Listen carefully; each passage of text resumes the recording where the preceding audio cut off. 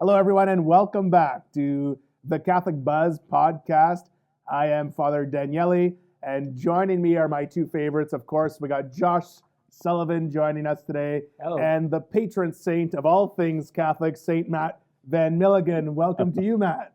Okay? So nice to have you guys back. Thank you. And thank you to all of you for sending us your messages, your comments after last week's podcast, and continuing to send us your emails. We really much appreciate it. And we appreciate also that this is beneficial for you at this time, what we're offering here. And we hope to continue offering that, don't we? We do. I mean, as long as we can kind of keep our distance. Still keeping our distance, Okay. right? Yeah, that's it. Distance confirmed. And speaking of Thank keeping you. distance, today we're talking about keeping distance from people, but not from God, right?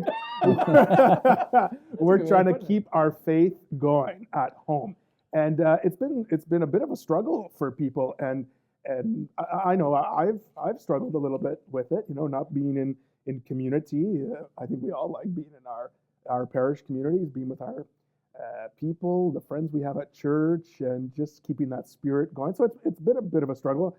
How are you guys holding up? Because now we're about our first Sunday masses were canceled March 15th. Now we're at the end of April. So that's been about 6 weeks, so a month and a half-ish that we've been gone from mass. How are your families holding up? For us, it's a pretty big change not to go to mass every week, not to have that kind of schedule of like this is what you do Sunday morning. You get up, you get ready, you eat breakfast, you get in the car, you drive. We have to be deliberate about. Okay, no, this. We go down to the basement, we turn on the TV, we fire up YouTube. We all, show up in our pajamas most weeks. But it's just a really different experience. And it's a struggle to, maintain that rhythm of life. I wonder when this is all over if people are going to start showing up to mass in their pajamas. Okay? You think that's going to happen? People are so used to even I've been wearing jogging pants more so than I've ever have in my life. We're stuck at home. Yeah, it's one of the first times my dog ever gets to attend mass. Sitting beside the kids as we watch. Same idea. We go downstairs and watch TV, but it's remembering what day of the week it is. I think is the hardest part to remember that Sunday and keeping Sunday holy and trying to keep some idea of the time of the week even. And like first time I've ever been able to watch mass in my underwear. I mean, it's great. It's good. Your poor family. Yeah. Well, don't watch it with them in my underwear. So. Yeah, and I've heard from a lot of people too. While mass at home is not the same, obviously, but it is helping people through this experience to still be able to have a spiritual communion. But people are sharing with me some of the stories, like, oh, my dog attended mass with me on the couch, or my teenager was eating breakfast during mass, and all these different Not things. having to maintain that, like, so some of the guidelines that you still maintain when you go into church, you're not bringing your coffee into church with you and those kind of things because of the respect we have for the Eucharist. But you don't necessarily have those same stricter rules necessarily, and so like. You don't do your hair and makeup. I mean, I spend so much time on my hair, but Yeah, I could tell. but you don't do those things when you're getting ready for this part of Mass. But I think it kind of actually brings it more to a family level of where our faith sits, or we're trying to use it a little bit more that way. I don't know.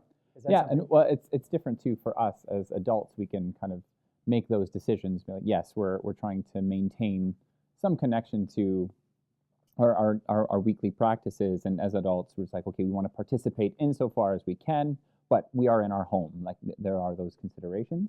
But yeah, Josh, you and I are parents of young kids, and they don't always understand that. This is what we're doing. This is what we're doing instead of Mass. So there's a real a real struggle to manage their expectations, especially when the space that we're using for Mass is normally the space where they're playing, they're wrestling, they're throwing cushions at each other, to get them to quiet down and get into that kind of church headspace. We set the Mass up in the basement. My wife and I watch the Mass separately, and the kids watch it in the morning. And so my kids were watching Mass on Sunday, and all of a sudden I heard a bang and a scream, and they're supposed to be watching Mass downstairs. Now I wasn't downstairs at this time with them. Was it my homily that got the kids scared? I was wondering what was going on, and so I rushed downstairs, and I'm hearing crying, and they yelled for me. And when they yell for me and not their mother, it's normally a little bit more serious. But I ran downstairs, and my one son had chased the other son, and the other son jumped over a couch and then fell and landed on his knee on the cement floor hard enough that we were wondering whether we had to take him to the hospital. And that was but that's just part of that would never have happened, hopefully in Mass, up on the altar when they're altar serving or whatever. Especially because they're my altar servers. Yeah, exactly. Yeah. So he's fine. He's fine. He's fine. He's safe. But it is one of those things like, oh yeah, this is different. This is not the same as Mass. And meanwhile, Mass was just rolling on the TV. They actually, so the one kid brought him up to me, my oldest son brought him up to me, and my second oldest paused Mass. And those were they both knew they're okay, we got to pause Mass because we'll have to come back to this point. Yeah. On the one hand, how outrageous would it be if the stuff that's happening at home happened at Mass. during Mass? But on the other hand, there when you have kids who are misbehaving, you need them to pay attention. That we can pause Mass on the TV. We can't pause Mass in real life, and get them to calm down, refocus, and when you're at Mass, you don't have to worry. I mean, Mass, the famous. I don't know if other parents experience this, but when a kid misbehaves and stuff, you keep them to a certain point of behavioral level normally. You don't want them running up on the altar necessarily if you can help them. But you don't say, "Hang on, Father." Exactly. I need to do some parenting here. Yeah. Exactly. Yeah. You get the old shoulder squeeze kind of go on. I don't know if everybody knows about that one. That's the. I'm sure parents know about this one, even if you don't want to admit it. You kind of like you have a hand on the shoulder and you slowly tighten up that grip on the back of the shoulder just to say, okay, I'm here, and even though I can't necessarily stop by pause Mass, you need to pay attention right now. And then things like that go on. It's a lot easier just to pause. Yeah. And along with Mass at home, this time of isolation has really brought to the forefront so many Catholic resources online for us, right? People are searching for so much Catholic material or Catholic stuff that really just feeds their soul, nourishes them at home. So there is the Sunday Mass. Lots of people broadcasting Sunday Mass from various churches, various places across everywhere, but there's also other things going on as well, like reflections and prayer times, It's kind of cool to be able to actually tune into some of those things in a way that maybe we wouldn't do it because, so let's say an instance was Divine Mercy Sunday a little while ago. At 3 o'clock, there was Divine Mercy broadcast from Peterborough. We didn't have necessarily anything going on in North Bay. Maybe we would have if there wasn't COVID, but I was actually able to tune into that, or I could tune into that, or like the Pope did his thing. You can tune into the Pope's Easter Mass, things that you wouldn't normally do because you're doing your own local thing, but you could tune into some of these other areas because of this crisis and being the isolation. Other people, so you've got these other resources that you're realizing now. Oh, this is very doable. Yeah, and I've personally enjoyed the Pope's broadcasts, especially a couple weeks ago during Holy Week and all those different things. Him celebrating Easter Sunday Mass, which was broadcast on major networks on television, which I don't think they've done that before. Correct me if I'm wrong. No. You would probably see the Pope's Mass on Catholic channels, right? Salt and Light and EWTN and these different places. But to see them on major television networks was really neat. Still, this empty basilica, this empty St. It's an eerily refreshing, I think. There's two things that, wow, look how empty that is. Yeah. And at the same time, it also allows you to see the beauty inside those churches, as well as the fact that he's doing this, even though there's this crisis, we still can be connected. Yeah, and his daily reflections are really good too.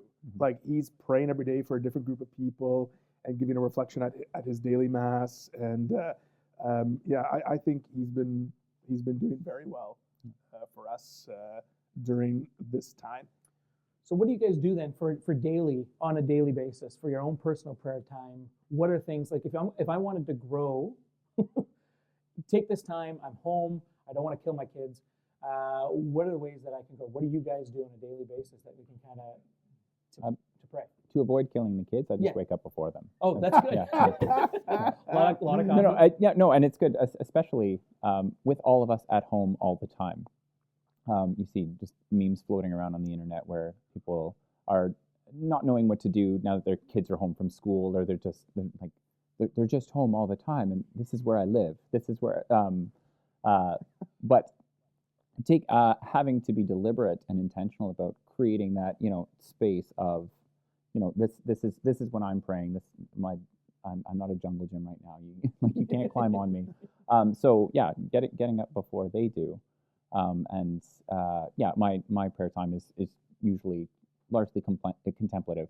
I spend a lot of time reading. So having to create that space of silence is something that I need to deliberately create, especially when everyone who lives at my house is at my house all the time.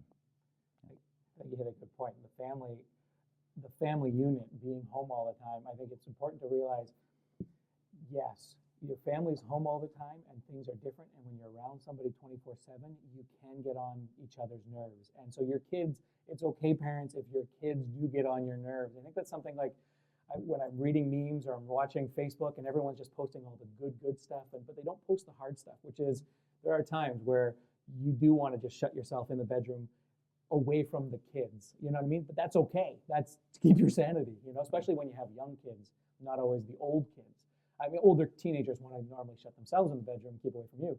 But the younger kids specifically is the times that you kind of will go to the bedroom, shut the door, just be by yourself and have that alone time for 5, 10, 15 minutes, half hour if you need it, just to be, as long as the kids are safe and that fed, and, not going to get into too much trouble. But to gain your sanity and then to go back into to be able to love your kids to the fullest of your ability. It's okay to do that, right? And I think a real blessing that's come from this situation is this situation has forced us to really think about relationships, right?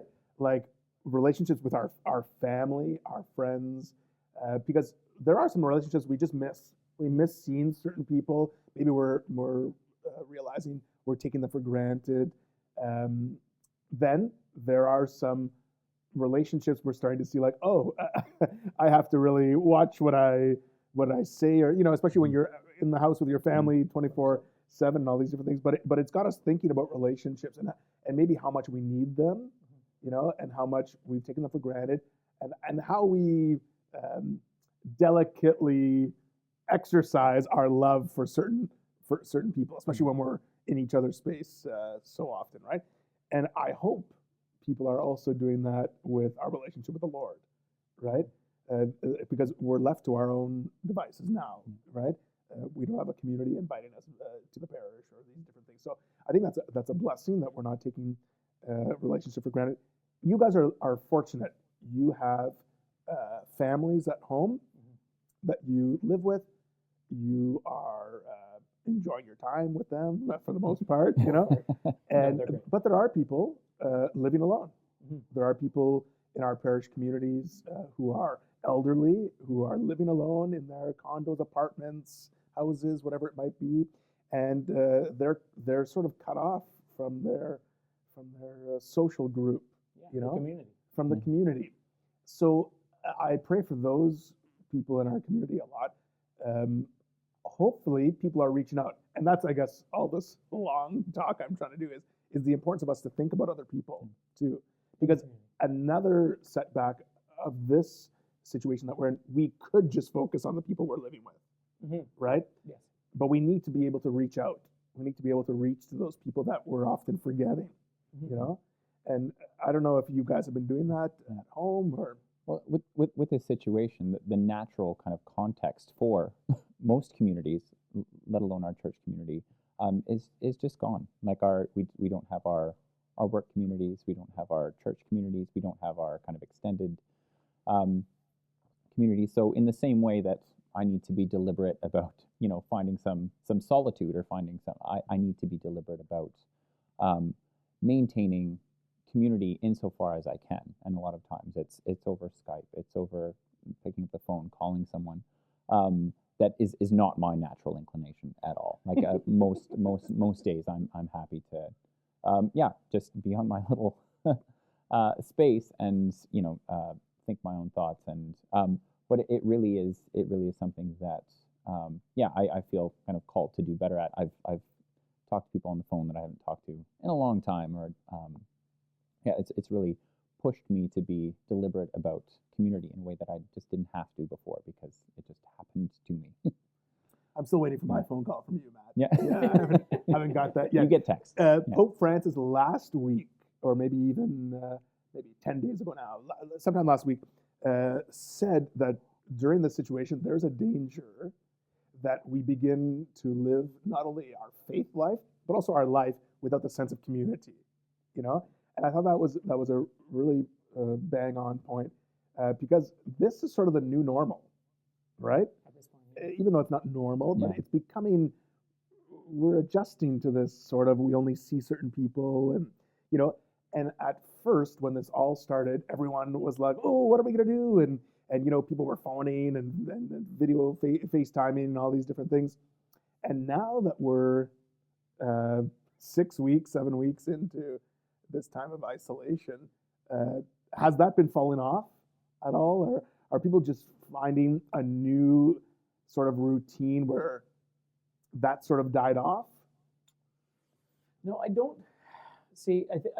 I think there's a lot of different community outreaches that are going on, and it's hard to know what you're allowed to be a part of. For instance, just down the road from me, they opened up the homeless center. They moved it from where it was in North Bay to just down the road from me now. And I was wondering, like, can I go and, like, I'm at home now. I'm on summer vacation, per se, from teaching. And so can I go there and volunteer my time? And what is the risk involved? Or, like, how do I do that, I think, is the question. For me, partly is to keep community, as well as I have all this time. If I can do something good, let's do it, I don't know if we know exactly how to do that, though. And so I hear that there are organizations out there that are calling old age homes to have a conversation with somebody. I know the father, we had Geraldine call us and talk to us a little bit. My wife was telling me that she called, and they were able to check in. The church is able to check in with us, right, on a local level of our churches, kind of being able to do that kind of a thing. But the local, like, I play video games, so I have a little community online where we get together at nighttime sometimes, certain nights, and we're able to, like, there's 4 or 5 of us chatting on a squad as we go play video games, you know what I mean? So there's community that way. It's not the same as sitting down having a beer and wings with a bunch of buddies, but it's in lieu of, or like, because we can't, it fills the little bit of need, you know what I mean? But I think as soon as this is all over, it'll go right back to that. Now, for faith-wise, yeah, I don't know if it's going to go right back to normal. You know why? I was grocery shopping. I try and go every 2 weeks, follow the rules, and I'm in the store doing my thing, and of course everyone's cautious. I'm not saying we shouldn't be cautious. I'm cautious myself too. Sanitize, glove, or some people wearing gloves and masks and all that stuff. But I notice as I'm shopping, people are around you, and I give like a head nod or a smile, and some people that I might recognize, I say hello, and in my experience, I don't know if you've experienced the same, people are not having it, like more people reacted with nothing than said hello back or smiled back.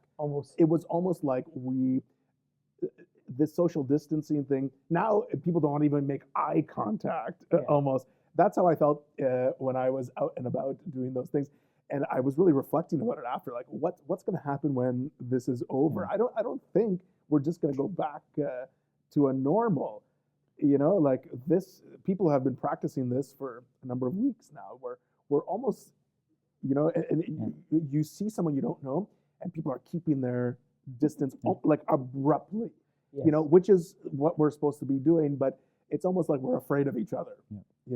And I think that might have long-term effects. You think so? Yeah, I don't know. Coming back to what you were saying about this becoming the new normal, I think that there is a very real risk in all the things that we're talking about, of just due to the situation, habituating ourselves to avoid people, to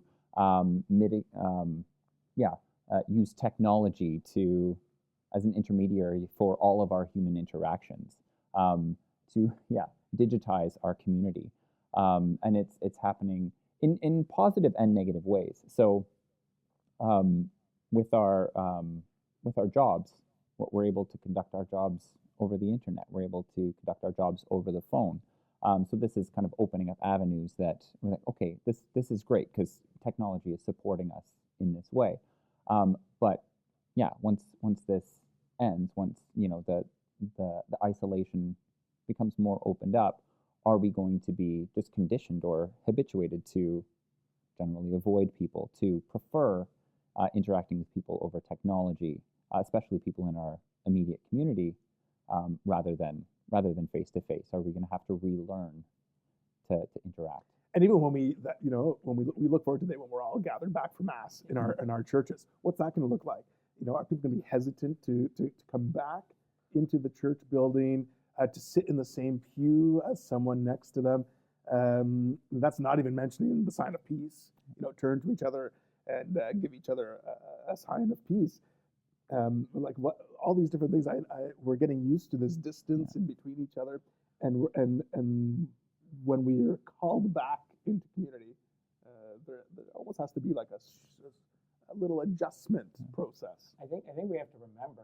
I agree, and I think that people could take that view, but I think what it's important for us to remind people though that Christianity is about going out, and it is about. So right now, they were all stuck in the upper room. We're in that time of getting close to Pentecost and all that stuff. We're reading about Jesus' resurrection, but they're all stuck there. And as soon as the Holy Spirit descended upon them, they went out. Like they didn't stay in the room. In fact, they were filled with so much they had to go out there screaming from rooftops and stuff.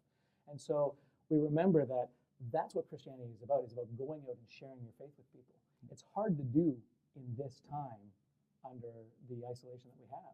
But maybe looking at this time is the time of in the upper room where we need to prepare our hearts, prepare ourselves, prepare our own personal lives so that we're strong enough to go out there, that when we are called and when we are released, if you will, we can actually go out there and do what Christians are supposed to do. I think a lot of people take a passive approach to Christianity or Catholicism even in general. Raised as a Catholic myself, the cradle Catholic is just, okay, I got to go to Sunday Mass, go to confession whenever the church mandates it, make sure that I'm there for Easter and Christmas, and I don't want to miss those ones. But that's my job. That's all I have to do to be a good Catholic. When it's actually a little bit more about that. So looking into our faith a little deeper, looking into what exactly it means to be a Catholic, knowing why we believe what we believe, and our role is to share Jesus with other people. We're Christians. We're supposed to share Christ. It's hard to do right now, but maybe this time is a time where we ready up, get the armor on, start practicing. You don't send a soldier into battle just off, you don't just pick someone up, give them a sword and say, go. You actually have to have a time of preparation where they actually are training their body and their muscles and all that kind of stuff to go into a fight. So this is the time where maybe we can train our faith or train ourselves in our faith a little bit more, before we're released as Christians. Yeah, I love that example.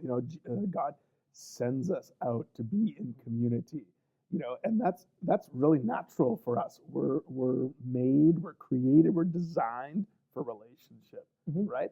And to go out and to share that love with people, we love doing it because we love God, right? And so I hope what you're saying is right. Like maybe this is the time we're sort of in that upper room, waiting to burst out there and to be filled with renewed enthusiasm for our faith life. Well, I think we have to encourage that. I don't think it's necessarily going to happen on its own, but if we're talking, so when we're talking to our family or our friends on the phone, maybe this is something like, hey, you're Catholic, hey, let's start talking about our faith a little bit more. How's your faith life doing?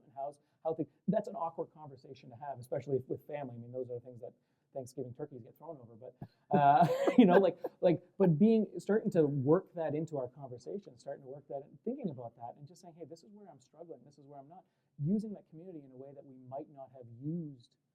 Like we can still talk about our faith over the phone. We don't have to be face to face about that kind of stuff, And then but getting a support group and using prayer and stuff. You don't have all the wonderful gifts that the church has to offer right now at your disposal, but you do have the opportunity to go into God every day. We talked about it already, going every day in prayer and getting a little bit of a refresher, getting a little bit of perspective. We talked about a little while ago confession, and every night just kind of going through your list of things that you might have done wrong that day and asking for forgiveness and those types of things. A way of self-bettering, you know. And the scriptures are full of stories of people being isolated, right, and freed by God, right? The scriptures are full of stories like that. So maybe it's just our story now, you know, but unlike the people in the scriptures, we have so much available to us, even in this time, where we can keep the faith at home. But I think still we have to be a little deliberate about it, right? One of you mentioned that sometimes we don't even know what day it is or things like that. And so I think we have to be deliberate about keeping the faith going at home, right? So to sum it up, what can people do at home right now to keep the faith alive? Well, there are podcasts. Yeah. Video podcasts. There's some really good ones out there on the Catholic faith. A lot of stuff. I'm not a guy to sit and listen to stuff, but what I started doing is going on walks, trying to get healthier, right? So going on walks, and when I go for a walk, I have downloaded podcasts that I listen to on my walk. And so I'm trying to make my walk my prayer time, meaning it's just me and I'm walking by myself, listening to podcasts, thinking about things, self-betterment. You know, that's one of the ways that I'm doing it. Matt? Yeah, I think just thinking about it as a time of preparation, I think it's just a really healthy perspective to have. So it's in that sense, it's maybe a bit of a prolonged Lent. We're and thankfully a lot of these ministries, a lot of these sort of resources are really stepping up and making those resources available online, whether it's reading, whether it's podcasts, whether it's videos. That there are a lot of resources out there so that we can use this time to really feed our faith in a substantive way, so that, you know, at such a time when we can go back into the world, when we can get back into our communities in a natural way, where we're much better positioned to do so. Yeah, and it's really encouraging to see the demand for things that are going to feed your soul. You know, lots of people watching Mass, tuning into podcasts, reading Catholic books that are available online, watching little reflections and videos. I read a couple weeks ago that even the word prayer had been Googled so much during this time of pandemic. So people are looking for hope. People are looking for some sustenance, you know. And I hope that those listening or watching at home have been able to find some sustenance to keep the faith at home. We're going to keep the faith going as well here too. And I just want to thank also the both of you for this time together. It's always a pleasure for me to get to chat with you guys. And we're going to keep doing it. We're going to keep the faith. And we're going to keep talking about things. If you want to send us your questions, your comments, you can email us at thecatholicbuzzpodcast@gmail.com, and we'll be happy to talk about different topics on this show. We're going to be back next week with another episode, joined by these two amazing guys, Josh Sullivan, Matt Van Milligan. I'm Father Daniele. See you next week.